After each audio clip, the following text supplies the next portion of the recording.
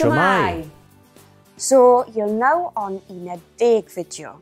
In this unit, you have learned how to use one of the irregular verbs in the past tense. The verb mynd, to go. You began by learning how to say I went using the phrase es I. For example, es I i'r gwaith ddo. I went to work yesterday. Es I i'r gwaith ddo. Es I i'r cinema ddo. I went to the cinema yesterday. Es I i'r cinema ddo. You have learned the question, where did you go? Ble es ti? This, of course, is the informal singular you. For example, ble es ti ddo? Where did you go yesterday? Ble es ti ddo? You have learned how to ask the more direct question, did you go? Using the phrase es ti in the informal singular or aethoch chi for the formal or plural. Es ti nofio ddo? Did you go swimming yesterday? Es ti nofio ddo? Or using the singular formal or plural form, aethoch chi nofio ddo? Did you go swimming yesterday? Aethoch chi nofio ddo? As always, in the past tense, the answer to the question is do, yes, and naddo, no.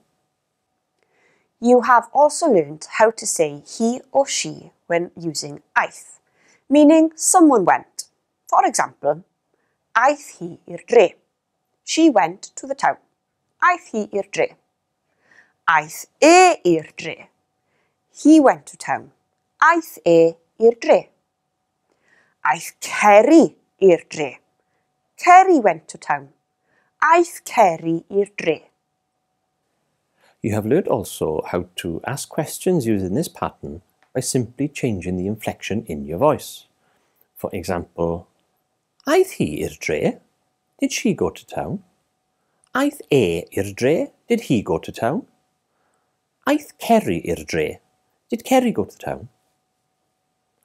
Again, the answer to the question is do, yes, he or she did, and naddo, no, he or she did not.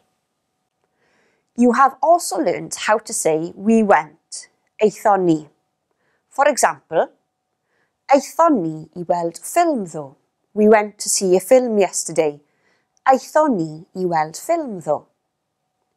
Aethon ni i'r cinema ddo. We went to the cinema yesterday. The final grammar point in this unit is using the word ddim with this pattern in order to create negative statements. For example, es I ddim. I didn't go.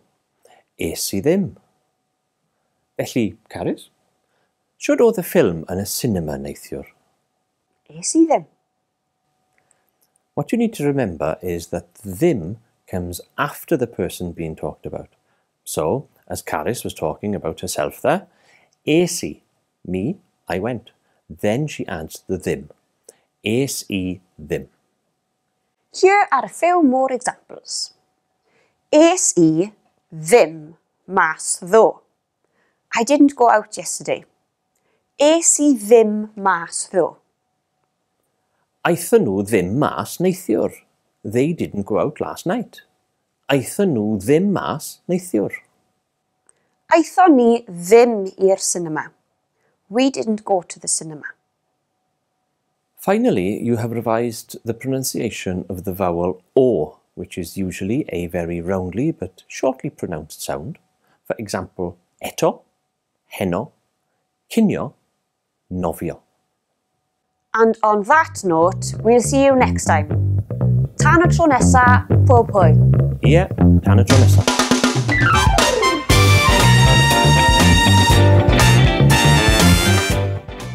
Coeden, coed. Deilen, dail. Llundain.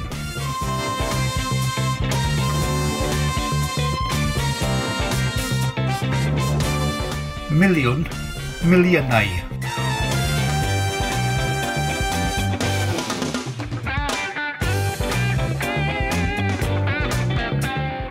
Sbaen.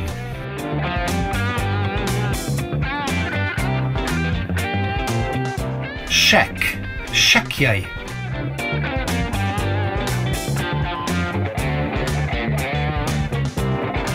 Ysgol, ysgolion.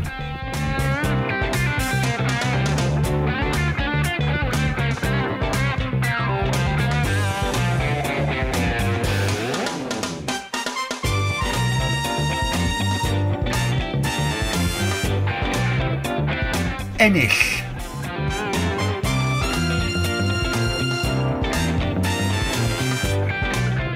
Gwario.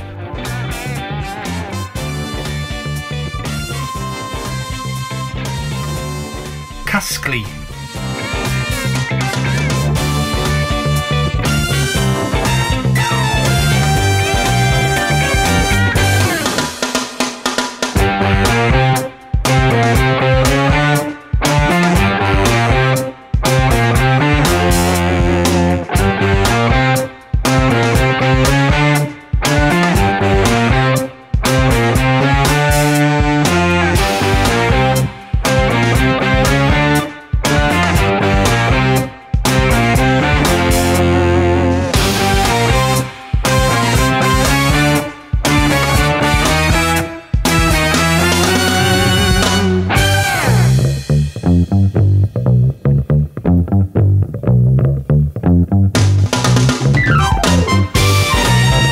Beic, beiciau.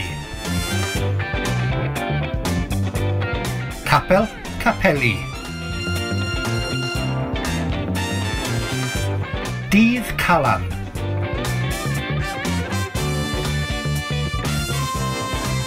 Dydd Gŵyl Dewi.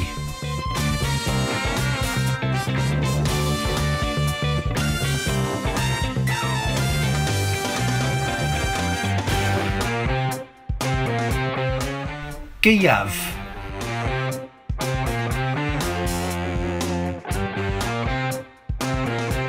Gwanwyn.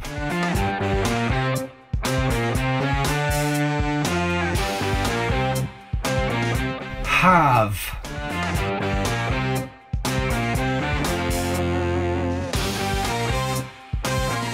Hydref.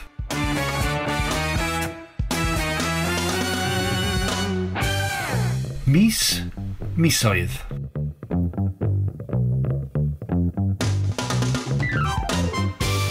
Môr, moroedd.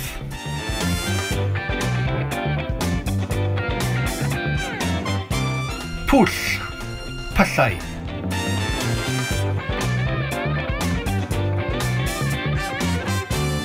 Tymor, tymhorau.